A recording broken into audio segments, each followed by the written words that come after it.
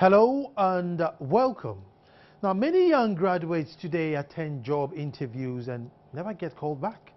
Is it that they don't qualify for the job as having the right skills and training, or perhaps not experienced enough for the position? Are we trained in school to seek jobs or create employment for ourselves? Who do we blame? The individual, the tertiary institutions, the trained students, the industry that seems choked with no jobs, or perhaps government for their policies on education and employment? And tonight on PM Express, we are going to ask these questions and find out how we bridge the gaps between industry and academia.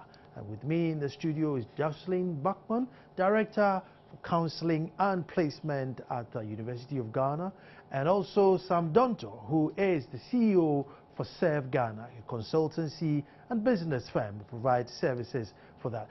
My name is Nana Sakwao, and this is PM Express. We'll be right back.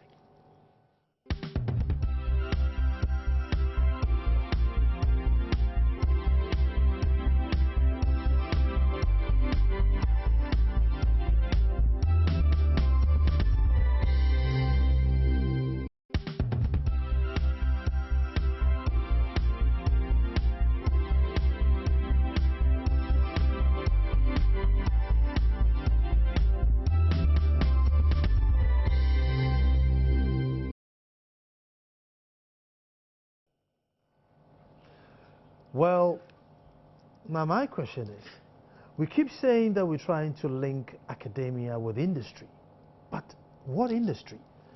If you were to go outside of Ghana today and I were to ask you, or met somebody and they said, oh, what industry is in Ghana? What are you going to say? Agriculture, building, real estate, the auto industry, insurance industry. What industry do we have in Ghana? You can go to some countries and they say, oh, we have a shipbuilding industry, or we have a coal industry, or we have Germans who say we have an auto industry. So you know you can go to school and learn something, even if you know how to make a screwdriver about cars, you can sneak your way in there. But what industry do we have so that academia can then tailor itself for people to come out and enjoy this industry? Now, with me to discuss this, and I'll introduce them again, is Jocelyn Bachman, Director, Counseling and Placement Center for University of Ghana. Got it right? And then I have Sam Donto, who is the CEO of Serve Aid Consultancy and Business Services Limited. Gentlemen, lady, welcome. Thank you. Thank you. Some, joining me on phone later will be Alex Frimpong, who is the CEO of Ghana Employers Association. So he will have an insight to this. We'll probably find out where the industry is and what we should study so that we can sneak in there. Sam, let me start with you. Serve Aid Ghana, what do you do? We're an HR consultancy firm. Okay. The name Serve Aid is actually split into two. Serve refers to the consultancy services we provide to industry, and Aid is more of the corporate social responsibility bits that we look after. So we think that we should give back to society what society has given to us all these years. So that's basically what we do. So we go into graduate recruitment, we go into leadership training, we go into recruitment, we go into psychometric testing, and so many other technical areas in HR. And we think that's how we can also add a little bit to the country Ghana and make it a good place to be employed in. So I'll stay with you. Now, we are trying to link academia with industry. Yes. I am trying to find what industry it is that we link this academia to. Very interesting question, Nana.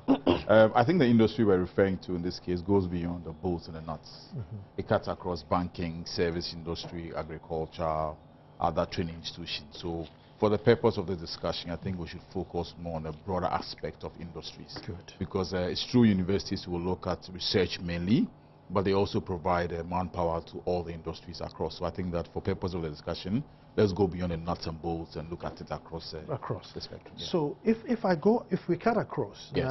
We have approximately about I'd say 18 million people available to work. Agreed. Good. Yep. We have about 30 banks. Yep.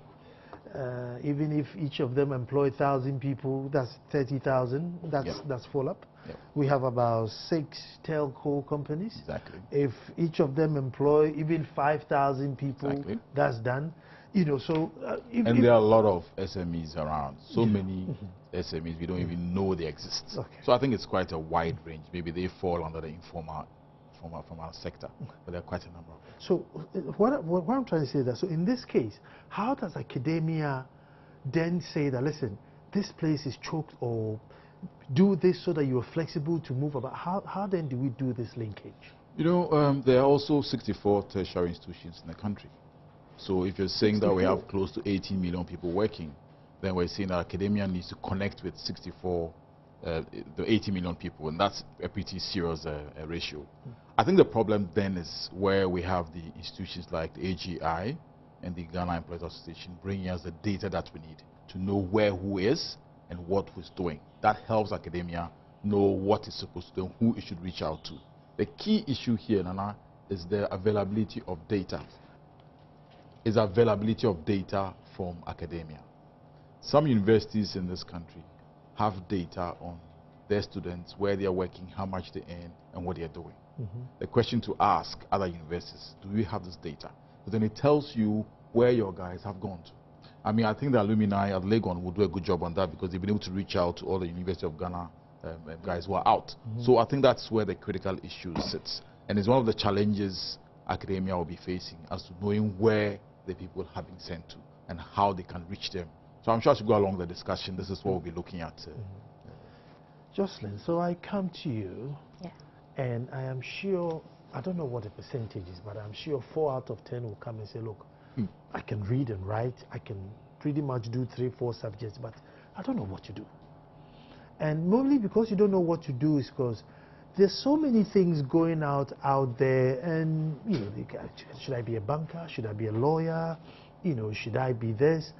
So how then do you advise such a person?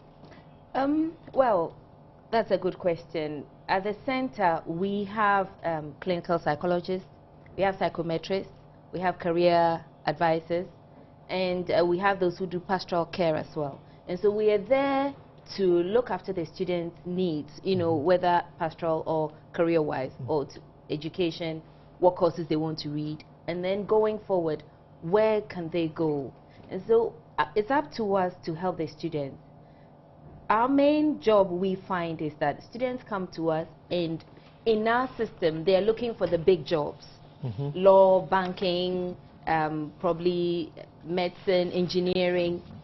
But are they all cut out for those jobs? And that's one question we need to find out. Because then if not, they're just following it because there's good money to be made, or our friend said it's honorable, it gives you a big title. Then the question is, are you going to succeed and even excel in that industry? Because we have different personalities. And so that's what one big thing that our psychometrist tries to, first of all, start with the students and say, let's assess your interest. Let's assess your personality. Let's assess your ability. Now, with these three, there are assessments that you can get. If you put them together, it gives you a profile of the person and which areas they are likely to thrive in. You know, and that helps us, you know, give them advice. But beyond that, then we will also talk about what's happening in our country, as in what jobs are available, because probably they've been cut out for something that's not readily available in Ghana. Then it's up to us to discuss and say, you need to connect some dots to get to where you're going. And then there's the other unfortunate part, I think it came up in our discussion yesterday, where students might be given a course that they really didn't want to do. So, of course, that's because we don't have enough resources to accommodate everybody in the course that they want to pursue. So we may have to offer them other courses. It's an offer. Sometimes people turn it down, but others usually accept it. So what happens is that then we'll have to plan the various points that you need to connect for you to get to where you want to get to. And that's another challenge. So we are there, we have to help the students plan and prepare for the future. And if basically we are able to meet them and sit with them, we support them in that manner. Yeah. Sam, you see, we've grown up in a society where plumbing, carpentering, steel bending, these things are looked down upon. And so it doesn't matter how many jobs there are out there in plumbing and these areas, the average, University of Ghana student is thinking, I'm not going to finish university to be a plumber. I want to be the guy who tells the plumber to go and plumb. And there's so many people who can tell this plumber to go and plumb. So how do we get him to understand that it's not derogatory and that, you can excel, and be a plumber extraordinaire? And it's a big issue. And I wouldn't blame students who want to become directors or engineers or lawyers. I think there are other factors that contribute to this mindset.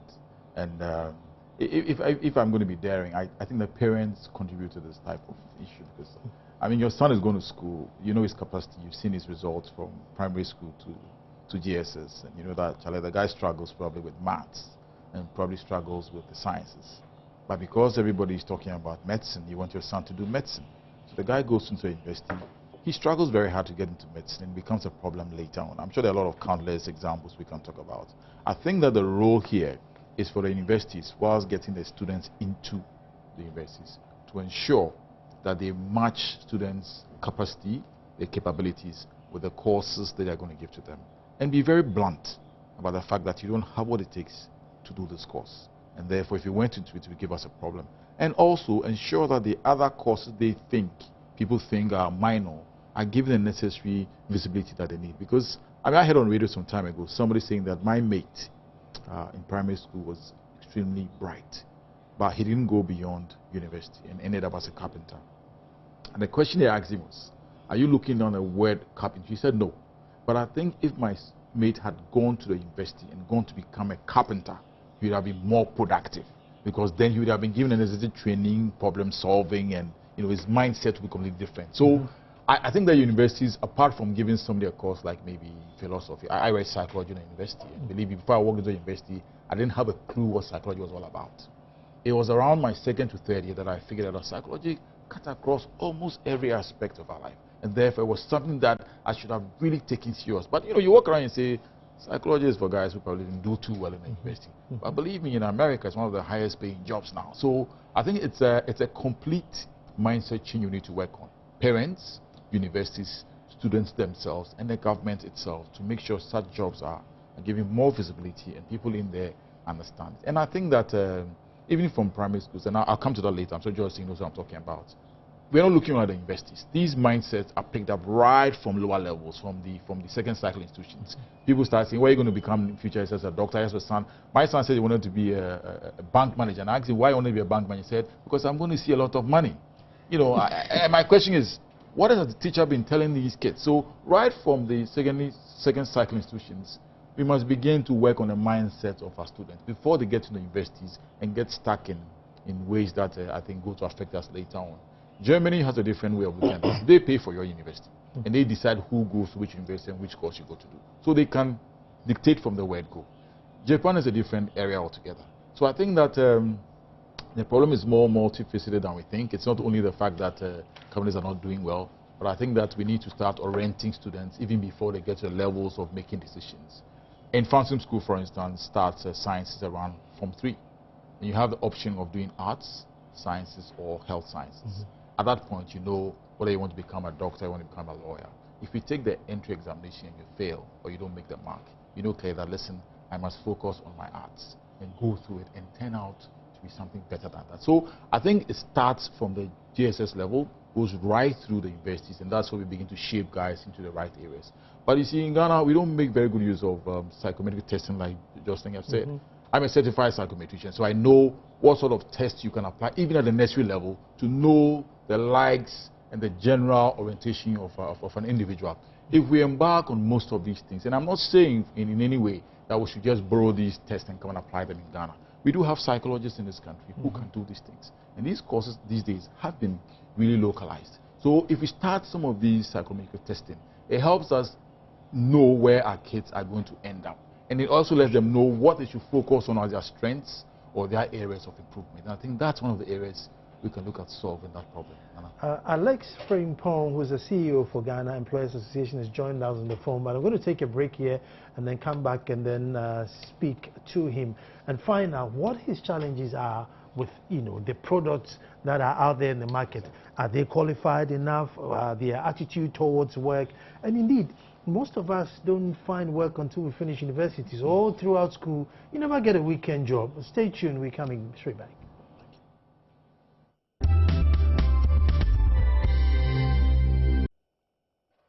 Bridging the gap between industry and academia. What an interesting topic. But just before we went on a break, I had Alex Frimpong, who's the CEO for Ghana Employers Association, who's joined us on the phone now. Good evening, Alex. Good evening. Very well. Thank you for joining us. Now, you are on the other side. I mean, I have the guys. I have one here who's producing the students. I have one who's advising the students. And you are the one who's employing them. Now, what is the quality of the graduates or people seeking jobs on the market today?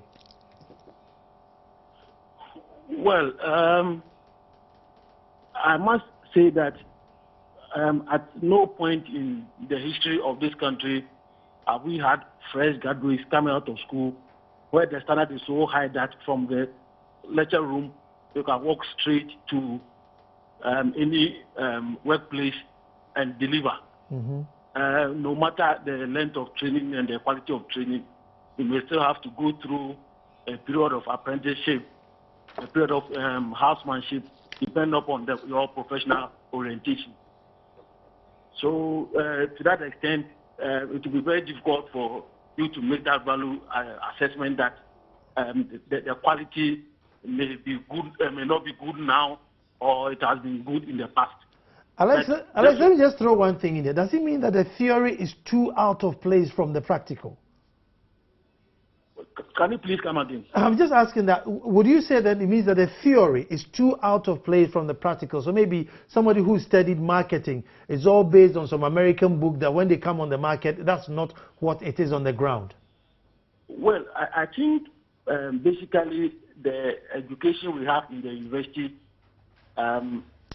basically would have to, basically prepares us for an analytical thinking, for you to have that type of qualitative and analytical, mathematical, and those type of quantitative skills. So once you have been able to acquire those skills, then you should be in the position to intelligently apply that in the work situation. So basically, that is what it does. If you go through a professional program, then it means that you are being coached or taught to really tight the boat and that and all that. So I think that we should be able to make a distinction between the two. How about university education generally gives you a broader scope of knowledge in how you can apply your skills, your talent in various spheres of life. Okay, so how then do you explain the numbers of students who don't have a job? If you are okay that they have the ability to learn, why aren't you hiring them? Well, I think basically the reason why many graduates are not getting jobs are many and varied. The fundamental issue now has to do with the national economy. If the economy is not expanding and growing, I'm not sure there will be enough avenues for young graduates to obtain jobs. Budget after budget in the last 5 years has given us an indication that our main areas that are employment prone, like agriculture, manufacturing, and the services sector, are not doing as they should. And to that extent, you do not expect them to. You do not expect many people to obtain jobs in. Have I lost Alex? Actually, he just said something, and I'll come to Jocelyn. You see, this also attitude that by all means I finished school, so you have to hire me. Can we get into an attitude that, look, I finished school, so I need to go and hire somebody or do something for myself? We seem to have this idea that, well, because I finished, I have to be hired. And it's as if you owe me, yes, a job. Yes. There's this report in 2008 that came out. It was a research actually by, what's his name, Baku and the rest. There was a group of them, they did the research. And what they came up with was the Ghanaian student is trained to look for a job. So your parents will say, go and study law because you have a job waiting. Go and study this because there's always a job, or it's a well-paid area. We are not trained to create jobs. We are not trained to set up for ourselves. So we all come out looking for a job, and hardly do you hear people saying, yes, I'll go and find a job. I mean, I was saying this morning, I met a group of students and I was saying, we have a session on entrepreneurship. Why aren't you coming in? And one of them said, oh, he wants to be an entrepreneur. So I was like, all of you decide that you're all going to look for jobs, and it's only this one who has decided to be an entrepreneur. So are you aware that there aren't enough jobs to absorb all of you when you come out? Because there's so many students coming out, over 30,000 every year. I mean, yesterday somebody mentions about 60,000 even.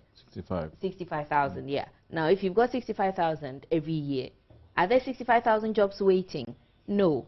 So we should also learn to set up something, and that's why at the center this year we've decided we are having a center week actually this week, and our theme was entrepreneurship, your career, your choice. So that we want to create the awareness that entrepreneurship is an option. Don't always sit there and wait for a job. Nobody owes you a job. If it's not happening for yourself, you should create something for yourself. And I think that's when you talk about being a carpenter, being a plumber, or whatever other artisan jobs are around. You could be a graduate and do it, and you do it par excellence because you've got the mindset, you've got the exposure. It's easier for you to excel and do better than somebody, excuse me to say, who's just probably finished JSS and hasn't got that kind of mindset. And that's what we want to encourage, that yes, after your degree, look around and think of other ways of adding value. Because some people probably have the skill at home anyway. Daddy is nailing this, doing that, they know it. At your level, you can do a better job. So let's look into those areas and try and do a better job. And of course, then we can hire others and also create more jobs for all those others who are not as fortunate or as gifted as we are. And that's what we're trying to promote now. I mean, can I add? Yeah. Okay. So the way I see it is this way, that employers, they hire for attitude and they train for skill. Because in those 3-4 years you've been in university, nobody expects you to come out and be fully operational in your chosen field. So I think that attitude in this case really, really matters. And in my 24-25 years or so working as an HR practitioner, most of the interviews I've had have focused more on the attitude the applicant has sitting right in front of you, more than the skill he has, because organizations know what they're going to train you for. And therefore, if he came in after 3-4 years as an engineer, I mean, for Christ's sake, what can you do to turn the fortunes of an organization around after 3 or 4 years in university? So then, we're going to train you now for the skill you need to do the job. But more importantly, there are 3 things that organizations look out for when you're recruiting. Okay? They look out for the professional skill, which will be given through your course in university. They look out for the general skills, which you would have picked up as you go along. And this will have to do with things like your communication skills, interpersonal skills, teamwork, and so on and so forth. Not to a very high extent, but it should be there. And then most importantly, the leadership skill you possess as potential. Because organizations are moving from, you did this yesterday. They are going to a point where they're saying, can he do this tomorrow? And that's what they're hiring for. And it's more like potential be finding you. So if university students are giving that kind of orientation whilst they're in the universities, they will prepare themselves better for the job well. Because guys come out and they say, because I had a first class in business administration, you should hire me. Very good. You probably don't even know how to speak to somebody. Exactly what I'm going to put to Alex now. Yeah. Alex, I've got you back, haven't I? Hello? Very good. The line dropped. But my next question I'm going to put to you, you employers, sometimes I think you get very obsessed with certificates, so that the guy sitting in front of you can't even sell himself to you, but it's like, what certificate, what certificate? So I think the general attitude is that, look, let me just find myself a certificate and I'll go and work. So the products then, what they are producing is not what probably you are expecting. But you guys are just certificate, obsessed. Unfortunately, I'm not sure that is the perception of employers and also business. Because any organization would want to engage a person who can deliver results. And to that extent, the certificate will only be the entry point in bringing you on board for an assessment as to whether you can do the job or not. So that is why you, when you are shortlisted for a job, the certificate or your minimum requirements is the basic. Now you go through an interview, an aptitude test, and other psychometric tests to be sure that the person is the right person for the job. But you're only talking about high-end employment, before you go through aptitude tests and stuff. The average, SMEs don't do aptitude tests. It's like, you go and bring me your SSS certificate, go and bring me this, go and bring me that. And instead of engaging to find out, look, is this guy, has he got good work ethics? You guys don't seem to be very particular on that. And so he turns up at the reception, the phone is ringing, and he's still chewing gum. Well, for an interview, it will be very difficult for you to be able to assess the person and ascertain all these qualities at a go. That is why, the orientation is very important. The organizational ethics, the organizational culture, all these things must be made known to the employee. That's why you have a probation period. So if during that period, the management have the tools and the systems and procedures in place to assess the new entrant, I think all these traits potentially are going to come out. And the businesses must also have the systems where people can be taken through counseling, on-the-job training and training. But you see, I was making a point that fundamentally, because of a lot of economic difficulties facing businesses, many of them do not have the time, the patience, and the resources to train and retrain like was being done many years ago, when some of us would have to go through a management traineeship program for maybe about 2 years before you really are given responsibility in your workplace. So that is a major challenge, that is a major constraint that is facing businesses today. With businesses today, are you in touch with academia to tell them, listen, this is how we need you to shape the students coming out? Well, a lot of discussions have been going on at different fora.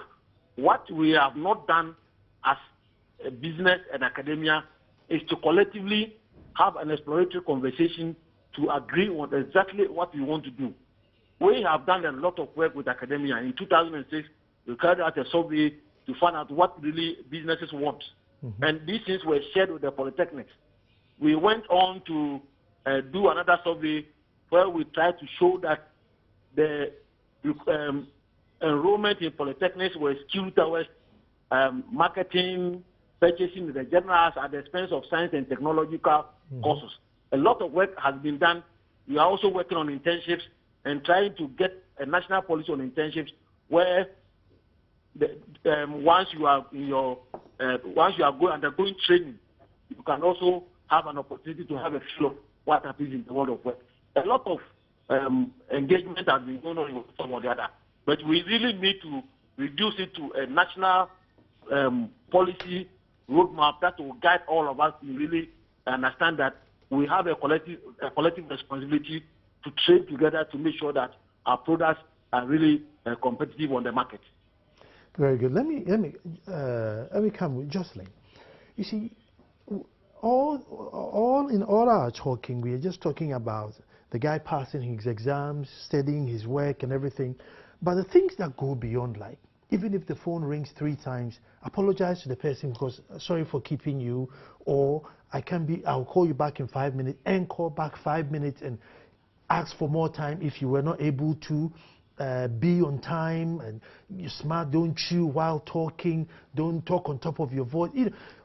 Are we adding all this as a package, or are we just saying, listen, it's marketing, go and read Wilberforce's theory and get out there? Thank you, Nana.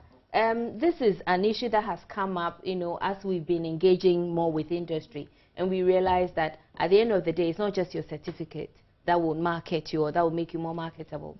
But as Sam said, we need to see your attitude, and we need to see certain soft skills, the employability skills, as in the interpersonal skills, team building, team management, communication, decision making, and problem solving. It's a big problem or a big challenge we find, as you're saying, people don't know that there's a problem. What can I do? And so now we are trying to train the students. As a center, now we are we are resourcing ourselves and making sure that we can deliver on that promise to our students and say, we are running sessions, career development sessions, we call them, where students can come in and make sure we give them those sessions on even customer service skills, on negotiation, just so that we know when they're going, yes, you'll be trained for skill on the job, but these are basics that you need to bring along. Unfortunately, the problem has been on the focus has been on certificates. So students want a first class, so they won't leave their books and come and take a course in decision making, and they won't leave their books to come and take a course on team building, because I must get a first class to get a job. So the other thing is now trying to probably get industry to support us, or for us to collaborate and communicate to the students that it's not just your first class that will get you a job. At the end of the day, if you have a first class certificate and you have a terrible attitude, you're not going to get hired. So how can we marry that situation where you have a good certificate alongside other soft skills to make you more marketable? And that's what now we're working on, which is why, you know, for instance, yesterday we had the Industry Academia Forum, where we want to engage industry. We want to engage people that employ our students and say, tell us how we can prepare our students so that you are much more eager to hire them, even if they haven't got experience, as in maybe 2 or 3 years experience in doing whatever. And that's why I think we're here as well, trying to get that kind of support. Yeah. Just I'll stay with you before I go to Sam. And that's sometimes, I mean, you take a subject like maybe CRM, you know, customer relationship, and you know, you're talking about 1957 when the guy had a book and was writing names of customers in the book. Whereas people now have gotten to the point where the woman buys Pregnicare, buys an iron tablet, and then the shop starts forwarding baby materials to her because they know that, no, by now you should be pregnant because 3 months ago you bought a test, today you're buying iron tablet. You know, but so if in today you're in class talking about writing the customer's name, are we also not feeding them too much of a cake? A cake, probably. And yes, that's another challenge. I guess sometimes our academics, not, I won't say all, I say sometimes, our academics probably don't spend enough time to research on current trends. So this is what I've been teaching for 5 years, for 10 years, and it's been good enough, you know, in those 10 years. But what they don't realize is that, well, times have moved on, and so education should move on to feed what is the industry what it needs. So another area is for us to find a way to get academics to do a bit of probably a sabbatical, a bit of industry work from time to time. We hear in Japan, for instance, they engage the private sector in the universities so that they come and like they are adjunct lecturers. So they know they are actually practicing it, they are living it, and they come and teach. And so, and then those also in academia, maybe once a year or every few years, they have that system where you also go and work in industry for a while just to be abreast with trends. And I think that's what we also need to probably bring into our country. If we could do that, then we know that we are abreast with times, we know what's happening, and that's what we are teaching our students. And that makes it easier for them to fit in. Good. Keep your messages coming on Facebook. I'll catch up with them. I'm going to take a break. When I come back, I'm going to Sam, and then we're looking at our general attitude. Because you know what, I've always bragged that if you give me an interview, I will get the job. Have you got that confidence? Stay tuned.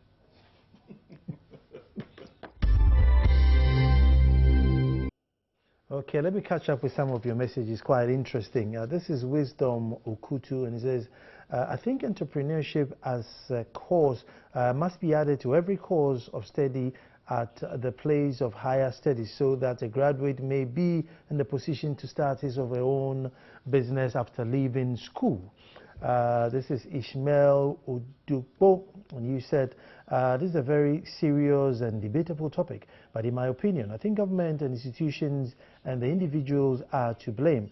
Thus, as government, they are not implementing the right policies with regards to education. As the institutions, they are not giving students the right skills needed on the job market, and they end up producing more academicians as compared to skilled personnel. That is to say, the various institutions are not offering the right programs or courses that the job market requires for employment. And I will also advise that certain institutions should stop admitting students for programs they know will not fetch the student after school. And as the individual, they end up offering or reading programs or course which the job market does not need. Finally, I will also advise that the youth especially, should be able to develop an entrepreneurship spirit. Good evening. Good evening to you, to Ishmael. This one says, angry, relentless generation blames others, never helps. Blame the government for not providing jobs, citizens, and this is Jane Innocent. Amidu says, everything is about politics now. There's one here which was quite good, which says, it's about whom you know and who knows you. And let me go to some on that. I mean, sometimes I ask people, I think I asked once that, how many people got a job by just walking in and saying, you know what, I'm the sharpest guy on the market on this thing and hire me. It's always through somebody who knows somebody who knows somebody. So how do we break that? Yeah, and that's a very serious issue you raise, and it's a nightmare of every HR practitioner. I mean, I've worked in these organizations, multinationals, for some time, and I won't deny the fact that sometimes you get pressures. You can get pressures from colleagues, you can get pressures from above, you can get pressures from relatives and a lot. But I think that it all depends on the ethical standards that the organization has in terms of recruiting. In my former place of work, you'll have an interview audit every now and then. So if you hire somebody, you better make sure you're justified in hiring the person. So that alone will not allow you to do what you need to do. Secondly, the organization also allows for employee references. So if I have a brother at home who's good at doing a job, I'm allowed to bring him as a reference. He's going to go through the process. If he gets a job, you're rewarded for bringing somebody to work for the business. But I know that it's not everybody who would probably live above standard. And there are areas that you have people just working because they've been promised jobs and it's good for them. I think that the more organizations do these things, the more they actually shoot themselves in the foot. If the guy comes in and turns out to be a potential and does the job well, fine. But I think that the interview process should be as transparent as possible and afford everybody the opportunity to do these things. The danger comes when you have those one-sided, one-way interviews, where I have a job in my HR function. That guy has been promised a job. He comes in, whether he excels at the interview or not, I say, this is a guy I want, so I'm going to hire him. Now, let me make another point clear. Organizations are moving from situations where the HR function is responsible for hiring and firing. Forward-looking organizations have moved from that level. Why they're doing that is this. As a line manager, if I have 3 guys in front of me for an interview, and as a panel, let me say A came up tops, it does not necessarily mean A will get a job. He might have an attitude problem, and therefore I might go for candidate C. The decision to hire candidate C is the prerogative of the line manager, because he is going to work with the guy. So if tomorrow the guy excels, he takes the credit. Tomorrow the guy messes up, he takes the blame. We've moved from stages where HR will do the interview and say, this is the guy you must work with. That is where most of the abuse will come in. Then of course, with the line manager also picking the person you want, the abuse comes. But in this case, you are hiring and you are fine. So tomorrow the guy doesn't deliver, it's your business. I want you to touch on attitude of certificates. Because I've experienced a few. And so you find people come in for an interview and they have a file this thick.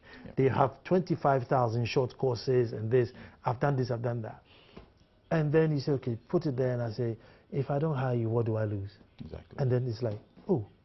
You wasted all the money in doing these courses. And I'm thinking, if you can't sell yourself to me, how are you going to sell my product? So, exactly. I mean, where do we get this obsession of certificates from? Well, I mean, let me get a little bit controversial here. I think it's an inherited mindset. And I'm not taking a swipe at civil servants, but I think that if you look at the process of progressing in organizations, in some organizations, be they public or private, it's a matter of number of years that you serve that gains you the progress. So if the guy does 3 years, automatically he knows that by the rules and regulations in 3 years I must become deputy chief director. Whether he has an interview or whether they check on the progress he's made in terms of his development or his achievement, nobody really cares, because tenure of service allows me to get that particular promotion. In some organizations, if 2 years consecutively you do not meet your targets, you walk out. So there's no issue of I'm a PhD or I'm a master's program.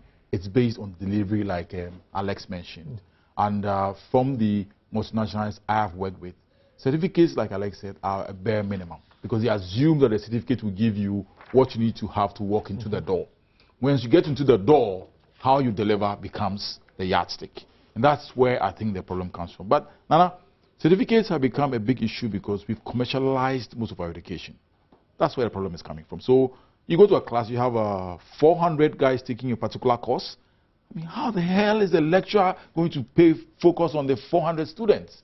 He's going to just process them by giving them photocopies and mark their papers and probably give them multi-choice questions. Because when is he going to sit down and really write out and read essays? He won't have time for it. So everybody says, well, I have a degree in business administration, I have a degree in industrial psychology. As to whether the content and the quality is up to standard, nobody knows. And so it is left up to industry to really take you through another orientation process to really check if you really have what it is that you're talking about. And therefore, I will look at a minimum qualification, but believe me, it is the least of my worries. My worry is, can you deliver if we simulate a work situation for you? And that's where you normally will separate the sheep from the goats. Jocelyn, let me bring you in here. Should we advise people to go in for jobs they love rather than just, look, it pays good? I believe that that's what we're trying to promote now, that find your passion and make it your job. I can't remember who said this. It says, work, use your hobby as your job, and you won't work a day in your life again. Because it's like having fun and being paid for it.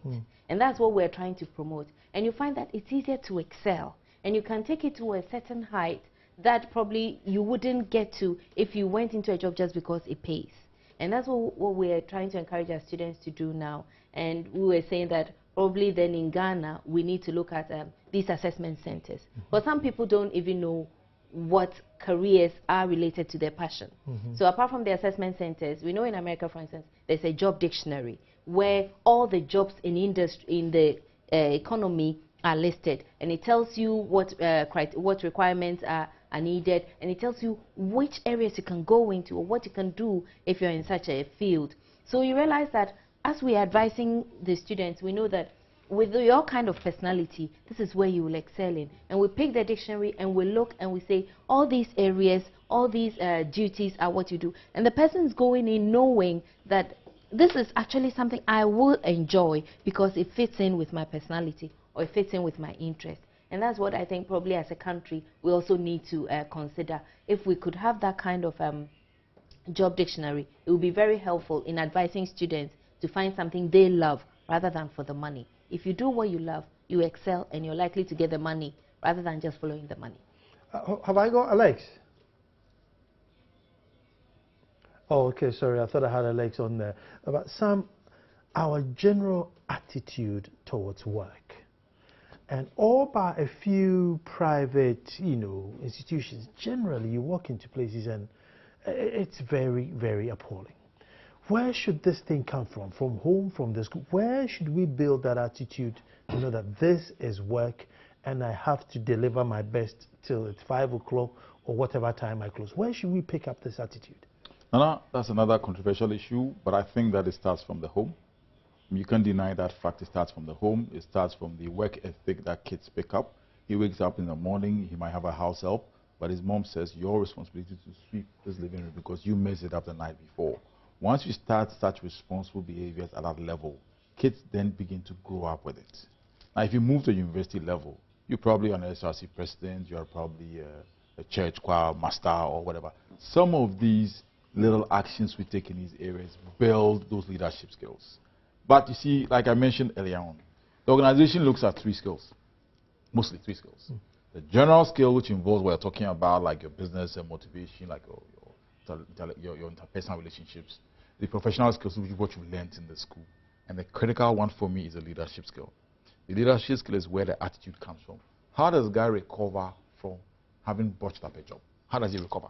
How does a guy handle a situation which is extremely volatile? These are not things you can learn in school. These are leadership skills that you can pick up as you go along. And I'm happy to say that a majority of organizations in this country have identified leadership skills they would encourage and reward in their organizations. That is why if you work with some organizations, the telephone rings twice. The guy sitting at the far end runs and picks it up because he knows that you can't keep the customer waiting. You go to another organization, he rings twice or 3 times, and nobody cares because the guy says, you know, I'm having my lunch, what's your problem? Forgetting that the guy who's calling is probably going to bring you business. So if you ask me, I'll say, when you land in industry, depending on the culture in industry, those attitudes will either change or they won't change. Weekend jobs and holiday jobs, should it be introduced and encouraged again? I'm going to go beyond that, and I'll say that the issue of internships is one big way we can use to solve this work attitude. And you see, the difficulty here is that if I take a course in university and it's not mandatory that I do an internship, I get away with it. So I go through 4 years not even understanding how to write a memo. Then I find myself in an organization and my boss says, write a memo. You run to the messenger and say, can you give me a copy of a memo so I can dump? That's where the problem comes. So perhaps if we start by getting universities to insist that every course will need to have 3 to 6 months internship, it will help students understand what work ethic is about. And by the time they get into the workplace, they know what it's all about. But half of them don't. I agree it's expensive, but then I think you shouldn't get paid for it. Exactly. Some working for voluntary jobs.